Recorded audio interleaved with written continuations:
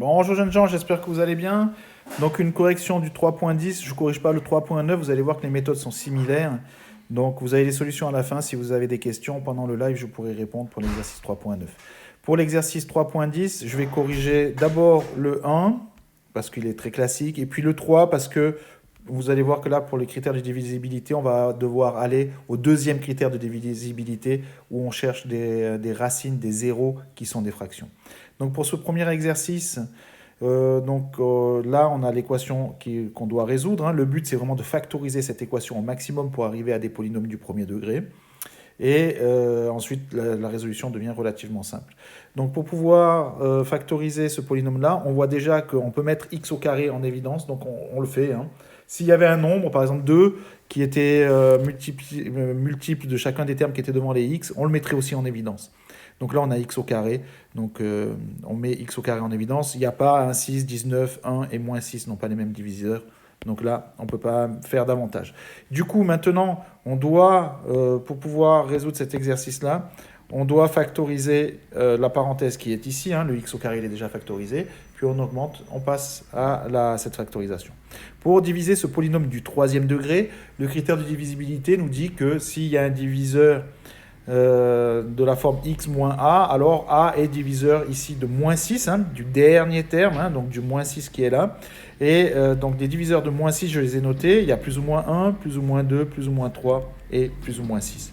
Donc il faut les tester les uns après les autres. Si on regarde un petit peu ici le terme là, x, on doit d'abord tester peut-être les valeurs négatives de x, parce que si on prend les valeurs positives, là ça va être positif, ça va être positif, ça va être positif, puis là il y a le moins 6 qui est négatif, mais avec le 19 qui est assez grand, ça ne va pas marcher, on va obtenir un nombre sans doute qui va être positif. Par contre, si on a un terme de x qui est négatif, vous voyez que là, ce terme-là va devenir négatif, celui-là va devenir négatif, et ça va être négatif. Et donc, par rapport au 19, ça pourrait le compenser pour arriver à 0. Donc, on a intérêt, sans doute, hein, à tester les valeurs qui sont négatives.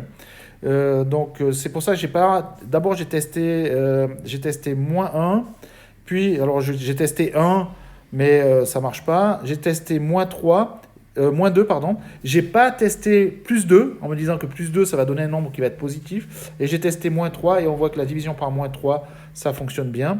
Donc on y va. Je fais la division, j'efface un petit peu. Je fais la division par x plus 3. Je vous ai noté le détail juste en dessous, hein, la division par x plus 3, ça veut dire que le numérateur, le multiplicateur, hein, quand on a x plus 3, le multiplicateur, c'est moins 3 avec la méthode de Horner. Et là, j'ai créé la méthode de Horner, donc on reprend tous les termes, hein. Le 6, c'est le 6 qui est là, le 19, c'est le 19 qui est là, etc. Et on arrive bien à 0, hein. Donc ça, il faut à tout prix que ça donne 0. Et puis on arrive du coup, comme on avait du troisième degré, on obtient un polynôme du deuxième degré, 6 au carré plus x moins 2, hein, avec les paramètres qui étaient ici, 6 au carré plus x moins 2. Du coup, on peut factoriser. On peut écrire que notre polynôme, là, le x au carré, il reste, il est bien ici. Et puis après, j'ai donc x plus 3, c'était mon diviseur, donc x plus 3, fois le résultat que j'ai obtenu ici, fois 6x au carré plus x moins 2 égale à 0. Les deux équations qui sont encadrées ici sont équivalentes, hein. Ça marche? Elles sont équivalentes parce que on a exactement les mêmes zéros, hein. C'est juste une factorisation de 6x au cube plus 19x carré plus x moins 3. Donc après, il nous reste à chercher les zéros, les valeurs qui vont annuler le polynôme du deuxième degré. Je vous rappelle que là, on n'utilise pas Horner. On a intérêt à utiliser x1, x2 avec la formule a facteur de x moins x1, facteur de x moins x2. Donc je recherche x1 et x2. Donc j'ai calculé delta, j'arrive à x1 qui vaut une demi, j'arrive à x2 qui vaut moins 2 tiers. Et donc on peut factoriser le polynôme, hein. Donc les trois équations encadrées ici sont équivalentes, hein. Je vous rappelle que la formule, hein, là j'ai a, donc là je dois mettre le a, x moins x1, qui était une demi pour x1. X moins 2 tiers, ça fait x plus 2 tiers. Et donc on arrive ici. Maintenant qu'on a cette équation là encadrée, il faut la résoudre et c'est très simple, hein. Comme on a ici que des multiplications, hein, Ben, quand une multiplication est nulle, c'est qu'un terme doit être nul. Donc on a x au carré est égal à 0, ou x plus 3 égale à 0, ou x moins une demi égale à 0, ou x plus 2 tiers égale à 0. Et du coup, ça donne directement x au carré égale à 0, ça fait x égale à 0, x égale à moins 3, x égale à une demi, ou x égale à moins 2 tiers. Et ce sont nos solutions. Okay. L'écriture ici, ben voilà, hein, le but de l'exercice 9, c'est d'arriver à cette étape-là. Hein. Bon, et puis là, pour l'exercice 10, on doit aller un petit peu plus loin. Voilà le 1.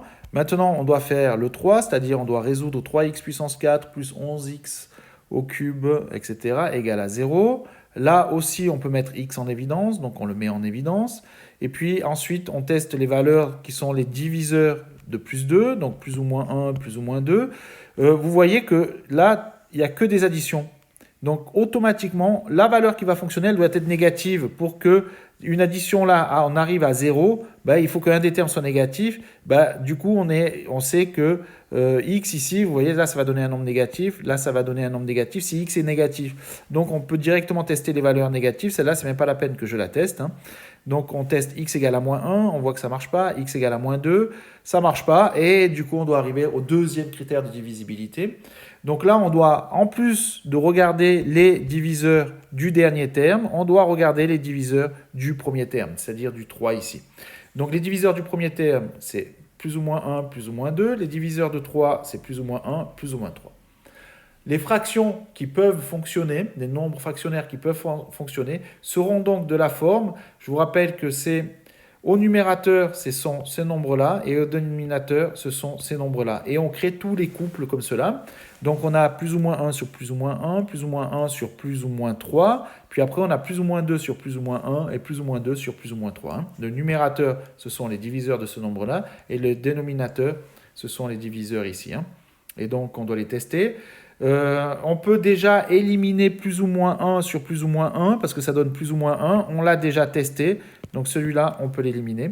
On peut aussi éliminer plus ou moins 2 sur plus ou moins 1, parce qu'on l'a déjà testé ici et on sait qu'il ne fonctionne pas, donc ce n'est pas la peine qu'on le réessaye. Du coup, il nous reste plus ou moins 1 tiers et plus ou moins 2 tiers. Hein. Quand on a plus ou moins sur plus ou moins, les signes, ça peut être soit plus, soit moins. Hein. Donc plus ou moins 1 sur plus ou moins 1 tiers ou plus ou moins 2 tiers. Comme tout à l'heure, on ne va tester que les valeurs négatives, ça ne sert à rien de chercher les valeurs positives, ça ne va jamais donner quelque chose qui est nul ici. Donc du coup, j'ai testé 1 tiers, moins 1 tiers ou moins 2 tiers. Là, j'avais mis toutes les possibilités, hein, tous les couples possibles. Donc du coup, on teste moins 1 tiers, il ne marche pas, on teste moins 2 tiers, ça donne bien 0. Donc on fait la division par x plus 2 tiers du polynôme 3x au cube plus 11x carré plus 9x plus 2. J'utilise la méthode de Horner. La méthode de Horner, j'arrive bien à 0 ici. Le multiplicateur, hein, c'est 2 tiers. Hein. Moins 2 tiers, pardon. Moins 2 tiers. Et on fait la division. Et puis, du coup, comme j'avais du troisième degré, j'arrive sur du deuxième degré ici. 3x carré plus 9x plus 3 égale à 0. Et on continue. Alors, on continue. On tombe sur du deuxième degré. On peut mettre 3 en évidence. Donc, on ne s'en prive pas. On ne s'en prive pas. Pourquoi on peut mettre 3 en évidence alors qu'avant, on n'avait pas pu mettre 3 en évidence? C'est parce que là, en fin de compte, là, on a un terme qui n'est pas réellement divisible par 3. Hein, c'est une fraction, donc elle n'est pas vraiment divisible par 3. Donc ça vient de là. Hein. Et puis, mais ce n'est pas très important ça. Donc bon, on met 3 en évidence. Et là, je fais la résolution du deuxième degré. Donc on arrive à deux valeurs, x1, x2, qui vont annuler. Hein, ce sont ces valeurs-là et ces valeurs-là. On n'a pas vraiment... c'est pas vraiment nécessaire de faire comme ici, de réécrire tout le polynôme sous la forme factorisée. Vous voyez que les valeurs qui annulent ce terme-là, c'est x égale 0. La valeur qui annule ce terme-là, c'est x égale moins 2 tiers. Et les valeurs qui annulent le polynôme du deuxième degré ici, ce sont ces valeurs-là. Donc on peut directement écrire ça, c'est ce que j'ai choisi de dire, hein, que j'écris directement les valeurs qui annulent sans réécrire la factorisation. Ça m'évite une étape. On va un petit peu plus vite, on commence un petit peu à maîtriser cette méthode. Donc on va un petit peu plus vite. Et là, j'ai écrit les solutions. Voilà, si vous avez des questions, je pourrai y répondre lors du live. Bonne journée à tous!